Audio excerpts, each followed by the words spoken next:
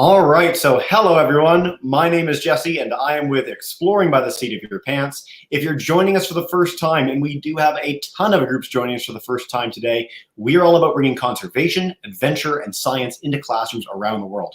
I want to say a huge shout out to all our teachers joining us live and on YouTube from around the globe. We're literally around the globe today. We've got a group joining us all the way in the Ukraine, so good evening to all of you guys.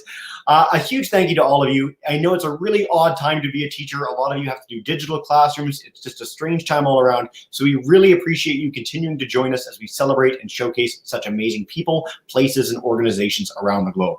Today, I am particularly excited because we are joined again by our longest lasting partner, the group that we've done more programs with than absolutely anyone, the Turtle Hospital in Marathon, Florida.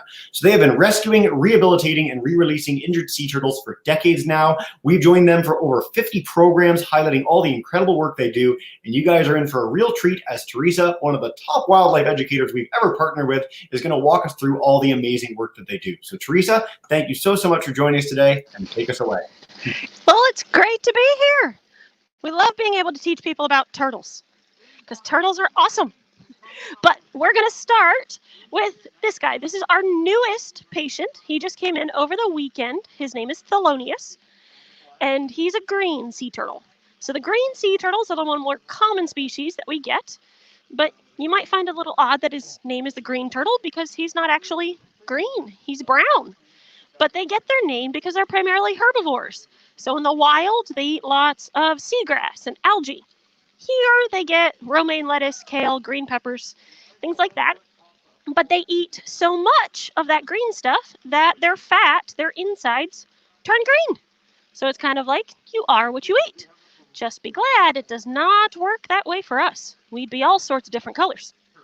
So Thelonious came in because he has tumors. That's what all those little growths are all over his neck, his flippers, his eyes. And it's a virus that these green sea turtles get caused by water pollution. But those tumors grow on the soft tissues, which typically is their neck, their flippers, their eyes. But it makes it very hard for these turtles to see or to swim, which means then they're unable to eat and they typically end up floating. And so Thelonious, when he came in, he was covered in algae, which means that he had been floating for at least a month, maybe up to 2 months. So first thing we did was kind of clean all of that off of him. And for right now, we're giving him a chance to rest, to kind of regain his strength a little bit. And then hopefully, once he gets a little bit stronger and we fatten him up just a little bit, we'll be able to start doing surgery, start removing those tumors.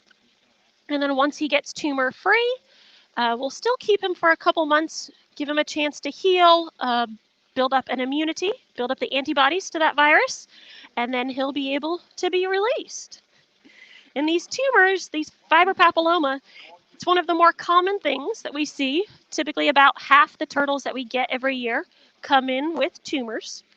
And some of them are on the small side, like Thelonious here. We've got Sandbar, who came in back in December. Kind of same thing, but his tumors are not nearly as bad as Thelonious, which is a very good thing, but he'll still need surgery, but won't need nearly as many. And then one of the turtles that we're trying to get ready to be released is Charlie here. Charlie's a 175-pound green sea turtle, so quite a bit bigger. But he came in back in the beginning of October. So he's already been here for a few months. He came in with tumors. He even had a 6-pound tumor attached to one of his rear flippers. But good news, he's tumor-free now. He's been tumor-free now for a little while. So right now we're working on getting him stronger, and hopefully we'll be able to release him within the next month and a half-ish. So very, very good thing, because we don't want to have to keep turtles if we don't have to. Our goal always is to rehab them, get them healthy again, and then release them so that way they can go live their normal turtle lives.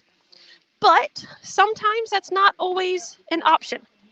So this guy coming up to say hi, this is Matthew. Matthew's a loggerhead turtle. They're one of the other more common species, and they get their name because they have that big, blocky head. But Matthew was hit by a boat. And so he does have a scar down the middle of his back from that boat strike. Also missing his left rear flipper, but the flipper was already completely healed when he came in. That doesn't slow him down any.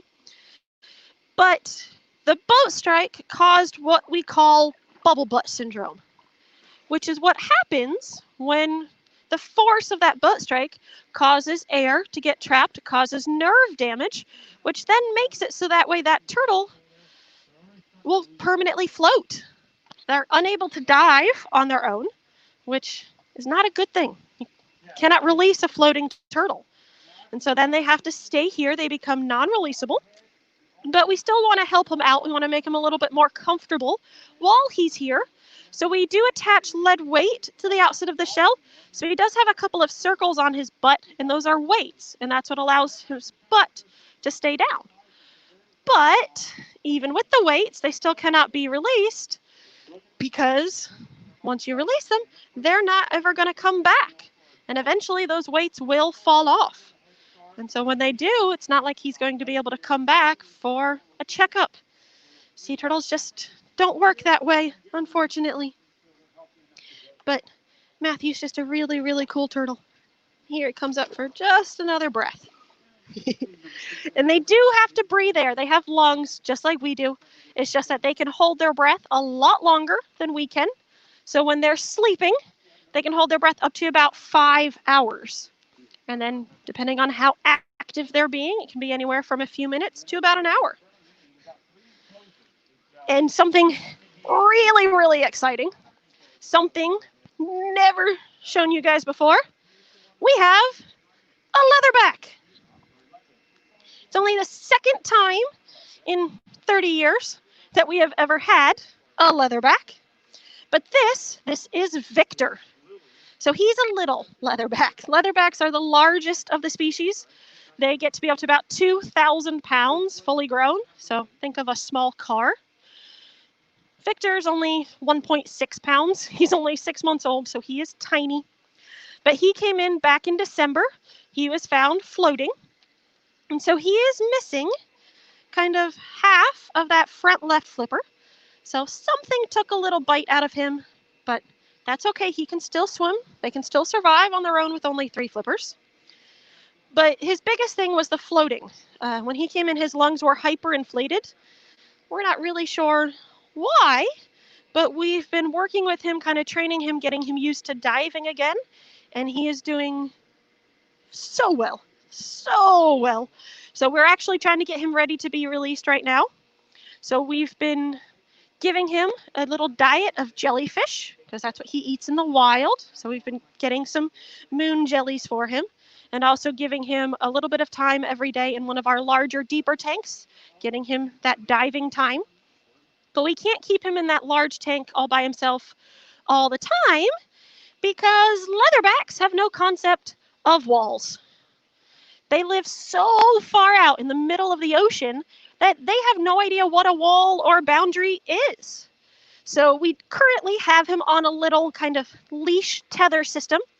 So he's got that little thing glued to the back of his shell with some fishing line with a little swivel attached to the PVC pipe. So that way he can swim, he can dive, he can do everything he wants, but he won't be able to run into the wall because he doesn't know what that is. He would end up hurting himself, and we don't want him to hurt himself. And so he is doing amazingly well. Hopefully, we're hoping within the next week, maybe 2 weeks, that we'll be able to get him out. And when he does get released, he will go offshore because he's got to go way offshore, even further than we typically take our little hatchlings. Gonna go out into the deep blue water, find him a nice little area that has jellyfish. So that way he'll have food, and then he'll just kind of follow the currents, follow the jellyfish, and stay with his food. So that'll be really, really exciting. Leatherbacks are just really cool. And the leatherbacks get their name because their shell is not a hard, bony shell like everybody else. It's more cartilage than bone, covered with a thick, tough, leathery skin. And they have that because they're able to dive up to about 4,000 feet when they get to be adults, because they will follow the jellyfish up and down in the water column. So it just makes it really, really fun. And so because we currently have Victor, this is also one of the first times that we've actually had all 5 species that are found around Florida here at the hospital. So far you guys have met 3, because we've got Victor, the leatherback, we've got Matthew, the loggerhead, we've got Charlie, the green, and we're going to go meet some Kemp's-Ridleys. And one of the great things about us is that we are located right here on the ocean. One of the perks of living on an island. So we do have some pelican friends today. And so we get most of our turtles from right around here. So there's boaters, there's fishermen that'll see that turtle kind of floating or struggling or seeing something wrong, and then they'll call us. And so we have an ambulance, we'll go pick that turtle up, or if they're close enough, they can even come right here into our docks. But our Kemp's-Ridleys. Now, Kemp's-Ridleys are the smallest species of sea turtles. So yes, these guys, they are juveniles, but even fully grown, they'll only get to be about 100 pounds. So kind of give you an idea, at the moment, they're right around like 5 to 10 pounds, so a little bit bigger than my hands. Only just a few years old. But currently, we have 30 of these little guys. They came to us back just after Thanksgiving because they had gotten cold stunned up in New England. Now, you don't typically find sea turtles in New England, definitely not in the wintertime, but they do like to go up there during the summer because it's nice and warm. So these Kemp's-Ridleys will follow the Gulf Stream, and then they'll come off of the Gulf Stream to feed because they like eating small crabs, small lobster, small crustaceans, things like that, which if you've ever been to New England, they have a lot of. So they're up there, summertime, it's nice and warm, lots of food, they're happy, but then it gets to be kind of November, December, it starts getting cold. Now sea turtles, they're cold-blooded, they're reptiles, so they get their body temperature based off of the water temperature. So when the water starts getting cold, they get cold, their bodies start to shut down.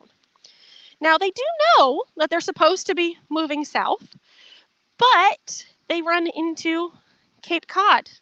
Cape Cod is like a big giant hook. They don't know that they have to first go out and then south. They just try to go south, then they run into land. But it does happen every year. So there are volunteers up there that'll keep an eye out on the beaches looking for these little cold stunned turtles.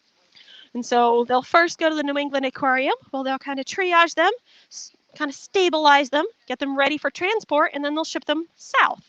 So any facility in Florida and pretty much Georgia that has space will take some of them. So we ended up with 40, but a good chunk of them just got released last week. So we have 30 of them right now. And so that's why we kind of have them everywhere. And it just makes it really, really fun. And because there are so many of them, instead of trying to give these guys all names, they get numbers instead, because we still need a way to differentiate them. But trying to remember a couple hundred names would be kind of difficult. So that would be 4 species. And we do have another Kemp's-Ridley. You'll get to meet this guy. This is little Henry. So he's about a 4-month-old Kemp's-Ridley. So what those little guys would have looked like a couple years ago. But the 5th species is this little guy. He does not have a name, but he is a hawksbill sea turtle. And so the hawksbills get their name because they have a very sharp kind of bird-like beak.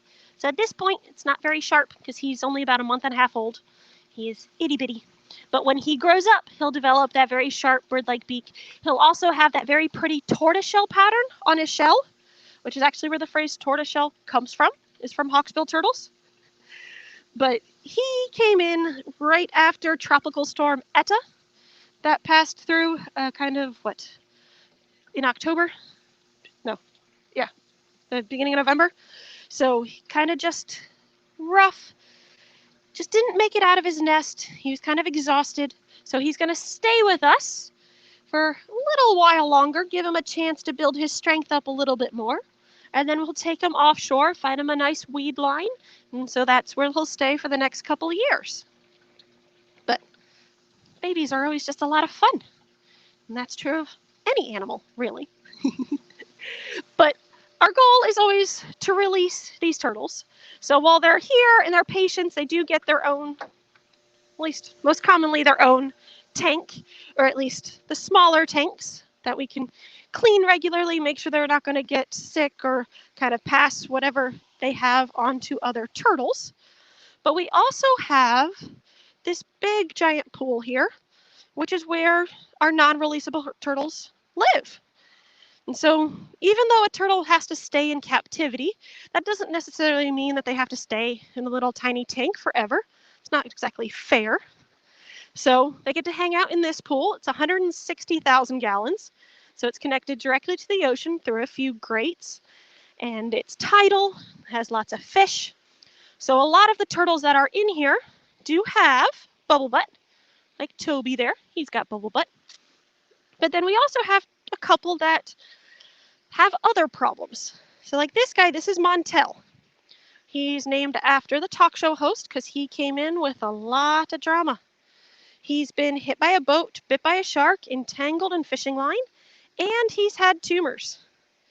So he's missing half of his right front flipper, all of his left front flipper, his right eye, and his shell is dented on his left side. So he's had a rough life, but that's okay. Here, he doesn't have to worry about being fast. He doesn't have to worry about boats or sharks or even finding his own food. He can just kind of go at his own pace. And the great thing about having a bunch of these turtles is that even though in the wild they are solitary, so they do not travel in groups, so that's something that the movie Finding Nemo got wrong, in that you can put them by themselves and they're okay with that. They're used to being by themselves. They don't get lonely. Even when you do put them together, like these guys, they don't care. So they'll steal food from each other, they'll knock into each other, but they're not being mean. There's just no concept of social etiquette or social distancing, personal space, none of it. Okay, let's do some questions. Well, first and foremost, Teresa, thank you so much for such an awesome presentation. You guys have no idea how cool it is to have a leatherback. That's super exciting for me personally, and hopefully for you guys too, to get to see such a diversity of species and such a unique and amazing one. I urge all our classes to look up leatherback turtles when we're done as well. One adult leatherback weighs about as much as your entire class put together if you're a younger grade, which is pretty cool. So do check that out. We have on the order of 1,000 kids between our live classes and on YouTube joining in today. So welcome in from literally all over the world. It's such a pleasure having you. At least 7 states I counted, the Ukraine and across Canada. So welcome in. We're going to dive in with our live classes, take a few from YouTube, and have some fun over the next 20 minutes or so. So Miss Sullivan joining us in Vestavia Hills, Alabama. I'm going to give you the first question. Just mute that microphone and come on up. Hey, thank you. Yes, my kids are remote, so they are sending me questions. One of the questions they sent, well, can I maybe do 2? How long do turtles live? And then why do turtles think garbage thrown into the ocean is food? Yeah. Okay, well, average lifespan for a sea turtle is about 70 to 100 years. So pretty long time.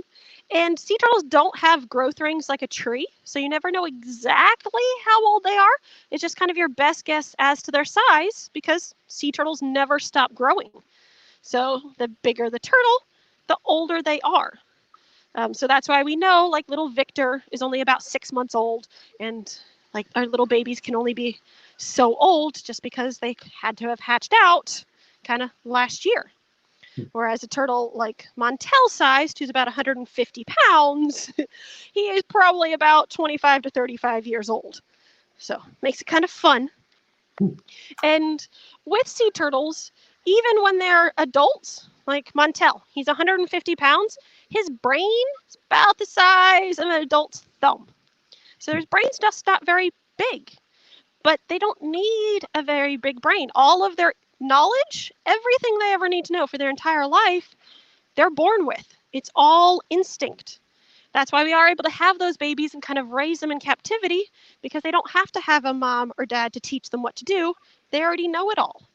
And so that's kind of one of their problems, is that they've been relatively unchanged for the past 200 million years, because the world hadn't really changed in that long. All of their food stayed the same. But with the advancement of people and all of the problems that we have now brought to the oceans, they haven't necessarily been able to adapt, because their brains aren't made to learn. So any sort of learning happens very, very gradually.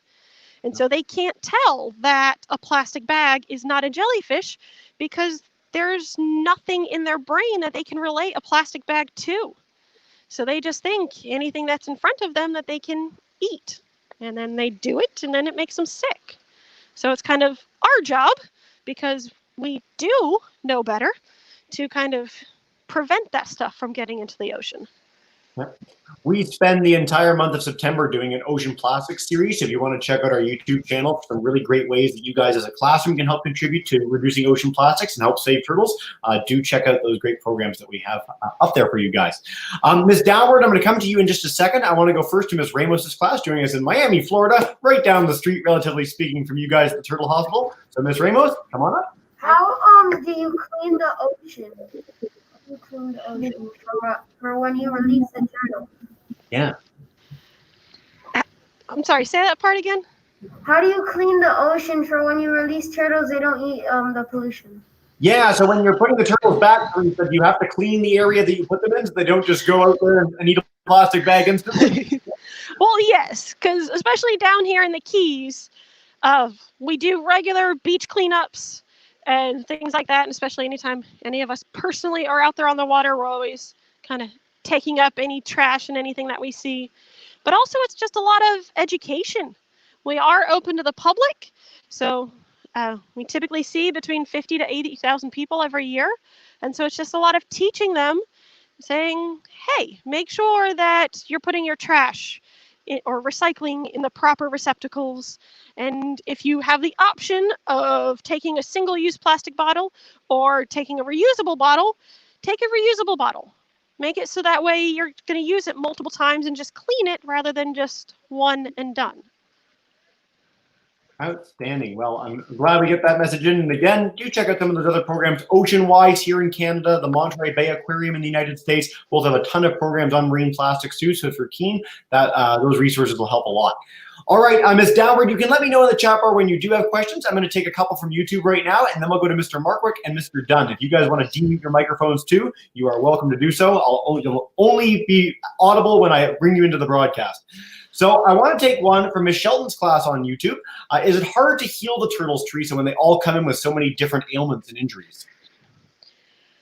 Sometimes, because every turtle is different. And that's part of the fun part, is that we never know exactly what we're going to get. Turtles don't exactly make appointments. Like this big guy, this is Medea. She's one of our loggerheads. So she came in May of 2019. So she's been with us for about a year and a half now, but she was hit by a boat. And so pretty severe boat strike injury to the back of her shell. And we used a lot of honey, a lot of honeycomb, a lot of wound care to get that to heal. And at this point, it's healed, but just unfortunately, she also developed bubble butt. So each turtle is different. Just like with people, you would treat a cold versus different than a broken arm. Yep. And like even with our Kemp's Ridleys, a lot of them ended up with pneumonia or kind of cuts and scrapes and sores on their shells. And then kind of what they're doing right now is doing some wound care on one of our green sea turtles. This is Herman. So he came in with tumors. He just had his hopefully last surgery last week. He is now tumor free, but still means that we have to do wound care on where he had those tumors removed, make sure they're going to heal up properly. And so instead of using like Neosporin and Band-Aids, we tend to use a lot of honey. Honey is a natural antibiotic antiseptic. Very, very cool. What a cool chance to see a turtle in action, too. I'm just going to leave that on the screen, actually, while I share this next question from our class joining in the Ukraine. They wanted to know, how many eggs can a turtle lay, Teresa? Each nest has about 100 eggs, and that's mama turtle will lay between 4 to 7 times in one summer, because at least nesting season in the Keys here, it's May through October, and then she'll take 2 to 3 years off. Yeah. So within her lifespan, she'll be able to lay a lot of eggs, but it's estimated that only 1 out of 1,000 of those eggs will actually make it to adulthood. Yeah. So they're very low odds. If our students want to have a great follow-up learning experience too, the BBC, NOVA, PBS in the US has some really great footage of sea turtles trying to make their way to the ocean after they're born. So I'd encourage that as a nice follow-up as well. All right, let's go to Mr. Markwick's class. Grade 4 is joining us in Sudbury. If you want to demute your microphone, Mr. Markwick, come on in. Go for it. Hi there. Thanks again. This is a terrific field trip for everyone. Cameron, he has a question. My question is how do you tell the gender of the turtles? Yeah. Well, that all depends on their age. So when they're younger, they look identical. And so like Herman here, we don't know if Herman is a boy or a girl. It's only once they hit adulthood, so about 20, 25 years old. Then if they're a boy, they get a very long tail. Can get to be up to about 13 inches in length or so. Whereas if they're a girl, tail stays really short, doesn't go past the end of their shell. So we do sometimes end up with turtles with the wrong names. So like we do have an April who's a boy, a George who's a girl. But luckily these turtles, they don't know what their names are. So their names are just for us. Very cool question. Thanks, Cameron. All right, Mr. Dunn's class also joining us in Sudbury. Come on in. Go for it. All right. Thank you, Jesse. That was a great presentation. Summer in my class had 2 great questions. First one was, about how many turtles do you save in a typical year? And the second part was about how long until turtles are full grown, sea turtles? So typically every year we get in about 100 turtles. And of course that varies. 2020 we had 118, so a little bit higher than normal. So we never know what we're going to get. And then sea turtles actually never stop growing. So we go based off of kind of more when they hit adult sized, which is again is that 20, 25 years old. But as long as that turtle is alive, they will continue to get bigger. So like green sea turtles will kind of hit a max size of just about 500 pounds. So about 5 feet long shell length. Whereas like the little Kemp's Ridleys, these are the smallest of the species. They only get to be about 100 pounds, kind of 2.5 foot shell length. Whereas the leatherbacks, like little Victor, eventually he'll get to be 2,000 pounds shell length, kind of, they've seen up to 9, almost 10 feet long, which is crazy. That's the right word for it. Great question, Mr. Dunn, students. All right, we're going to take a few rapid fire ones for you from YouTube, Teresa. So again, from the Ukraine, it's just so exciting having a class all the way from the Ukraine. Good evening, guys, again. How many workers do you have at your hospital? There's about 20 of us in total. So half of us are educators. So we get to teach people, whether it's virtually or the ones that visit us in person. And then the other half are our rehab staff, who are the kind of the turtle nurses. They do all of the day-to-day care of the turtles. Yeah, very, very cool. All right. And then for Miss Glore's class in Mitchell, Ontario, have your turtles ever laid eggs on site at the hospital? They do not. So sea turtles will always return to the same beach that they were hatched from to lay their eggs. And so even if we were to give them the most perfect, pristine beach, they know it's not their beach. They won't lay. So that's why we try to focus on trying to kind of release as many turtles as we can, so that way they can get back out there and release all of those eggs and make those little babies, because little babies are the cutest.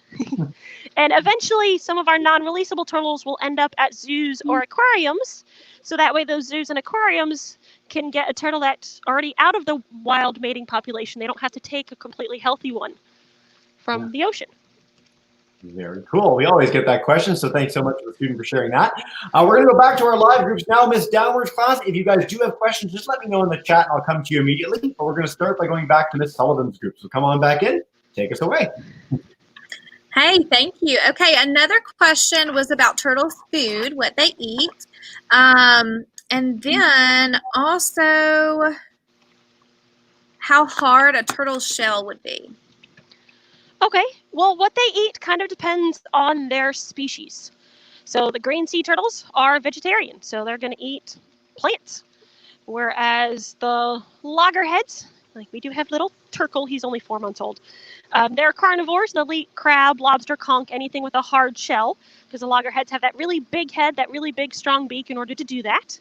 The hawksbills have that very sharp bird-like beak because they eat a lot of sponges and small crustaceans. So they need that sharp beak in order to bite through a sponge, because don't suggest you try it, but it's not easy. The little Kemstridleys eat a lot of the small crabs, small lobster, small crustaceans, because they do have a sharp kind of hooked beak, just not as large as the loggerheads. So they can't eat the large things that the loggerheads do. And then the leatherbacks, the largest species of them all, that you would assume would be able to eat great big things, their diet is 90% jellyfish. They just eat a lot of jellyfish to get to their weight and size. And then how hard a turtle shell is partly depends on their size. So like when they're babies, like these little guys, their shell, it's still hard, but it's still slightly softer just because they're babies and they're just growing so fast. Think of like a little human baby. Whereas once they get to be adults or even juveniles, that shell is hard. It is bone. So the shell is their main protection, but they cannot pull their heads and their feet inside their shell like a box turtle can. So their heads and their flippers are always out. That's why you'll sometimes find them missing parts of their flippers. So like this is one of our little Kemstridleys, 306. We've kind of nicknamed him Bob. But he's got a little bite taken out of that backside of his shell. He does have all 4 flippers. He's just kind of weird and likes to hold his rear flippers in a very odd positions. He does have them. It just sometimes looks like he doesn't. And so if you're a big enough shark or a big enough fish, you can bite through that turtle shell. But they do have a tendency to twist and turn when they're getting attacked, so that predator can only get part of them. Yeah. They can be fast when they want to be. I love that we have a turtle that likes to hide his back flipper. That's amazing. So thank you for that, Teresa. I want to go to Miss Ramos' class in just 2 seconds, but a great follow-up from Miss Wu's class on YouTube in Texas. They want to know, how do they eat the jellyfish without getting stung? Well, they're immune to the jellyfish stings. Like, because they can even eat the Portuguese man-o'-war, which are the really, really painful ones for us, and it doesn't faze them, which is just crazy. Very, very cool. A lot of animals that eat venomous things around the world are immune to their venom. You see this with some animals when they eat scorpions, some animals when they eat dangerous snakes. It's a very cool adaptation that, again, some creatures have around the globe. So, cool question, guys. All right, let's go back to Miami. Miss Ramos' class. Come on up. Go for it. What was your first sea turtle? The first sea turtle you never had there, guys. The first turtle that we had, his name, his name is Bubblebutt. Let's see if he is up and about, because he's been here since 1989. And he's actually the name of the Bubblebutt syndrome, because when you're the first, it gets to be named after you, which in most of the times in the human world is not a very fun thing, because typically means that you died. But in turtles, it means that it's now called Bubblebutt syndrome, which is like how Emerald here has Bubblebutt syndrome because of the original Bubblebutt. But I don't see Mr. Bubblebutt up top right now. He must be hiding. That's the great thing about this pool, is that it's a bit bigger, a bit deeper, so it gives them the chance to be a little bit more natural. But it also means that if that turtle does not want to come up to say hi, that we cannot force them. Turtles are very, very stubborn animals. It is a great tank. I'm sure if history is any indication, Teresa, by the end we will find Bubblebutt, probably in the last 20 seconds before we wrap up. So I'm excited. Fingers crossed. Good luck. All right, let's go back to Mr. Marker's class. Come on up. Go for it. I've got a question here from Samantha. How many turtle species are there in the world? Great question, Samantha. Well, you guys have met 5 because there's 5 that are found around Florida, but there's only 7 throughout the entire world. So there's only 2 that Florida does not typically have, one of which is the olive ridley, kind of closely related to the Kemp's ridley. They just get a little bit bigger and more of an olive green color versus kind of the lighter of the Kemp's. And then they're typically found kind of the Pacific Ocean, the Southern Atlantic, and then the Australian flatbacks, which are found in Australia. So we never get Australian flatbacks, but we did get an olive ridley 2018. He got very, very lost. Yeah. We hope you never do get an Australian flatback. That would be extremely lost. So we'll hope for the best for that. But I'm really glad we got a chance to see a leatherback today. Again, that was so cool. All right, so Mr. Dunn, I'm coming to you in 2 seconds as our last live group. There's 2 questions that are sort of in the chat in a big way. One is about how long can they hold their breath underwater, and can turtles drown? If you can answer that first, then I'll come to the second one in a minute. Yes, so it all depends on what they're doing. So when they're sleeping, so sitting on the bottom, not expending any energy, they can hold their breath up to about 5 hours. So a lot longer than us. Wow. But when they're actively swimming and moving around and expending energy, it can be anywhere from just a few minutes to an hour. Just kind of like with people. If you sat in a chair and held your breath, you could probably hold your breath for a minute or 2. Yeah. But try to hold your breath and do jumping jacks. It'd be a lot less. And so, yes, sea turtles, they can drown, but they have a lot more control over that. They're only going to drown if they get stuck, which unfortunately happens when they get stuck in nets or in fishing line, things like that. Another thing that we cover as an organization is a lot of ghost fishing. So when fishermen leave their nets in the ocean, it can capture a lot of animals. And usually when you do large-scale fishing, you can catch things like turtles that people don't want to actually capture. So there are ways to counteract that. There are ways to choose sustainably caught seafood. And that's another thing that you can do both through the Monterey Bay and Vancouver aquariums in the US and Canada, respectively. So do check out those awesome resources when you're done. The next question, I just want to share this last one from YouTube because it's been all over the place. Can turtles breathe through their butts? Kids always love to know this, so if you could explain a little bit more about that, that would be great. Okay, so no, especially not sea turtles. The reason why that has come about is because there is one species of freshwater turtles. Because you've got sea turtles that live in the ocean, you've got freshwater turtles that live in ponds and rivers and lakes and freshwater, and then you have land turtles like your box turtles and your tortoises. But there is one species of freshwater turtle that lives in Australia, because Australia always has all of the weird, unique animals, and they can do oxygen transfer through the membranes, through their skin membranes, including around their butt. So no, they don't technically breathe through their butt, but there is oxygen transfer happening or can take place. We have clarified the great scientific mystery, so thank you so much for that, Teresa. All right, Miss Downward's class, they got a question for us. So Mr. Dunn, I'll come to you in 2 seconds. Miss Downward, come on in. Sure. Okay, so my student wants to know how big is the head of a turtle, or how big can it get? Yeah. Well, that of course depends on the size of the turtle. Because like our little hatchling's head is tiny. It's like the head of my thumb. Whereas some of our bigger turtles, like the loggerheads, are going to have the largest head in relation to the size of their body. And of course, Medea currently has her head stuck in the corner. So that's not real helpful. Real quick, we'll see if Matthew is up and about. Because even Matthew, he's only 200 pounds, which loggerheads will get to be about 400 pounds. So even as large as Matthew is, he's still going to get bigger. And let's see if he's up and about. He is. He is. Yes. Okay, so kind of give you an idea. So Matthew, 200 pounds. His head is bigger than my hand. And he's only 200 pounds. He'll get almost not quite twice the size. Wow. Very, very cool. What a big, that is like the largest head I think we've ever had on camera before. That's very cool. So there you go, Miss Downward Student. Way to go, guys. All right, Mr. Dunn's class, wrap us up with our live questions. Come on back in. Take us away.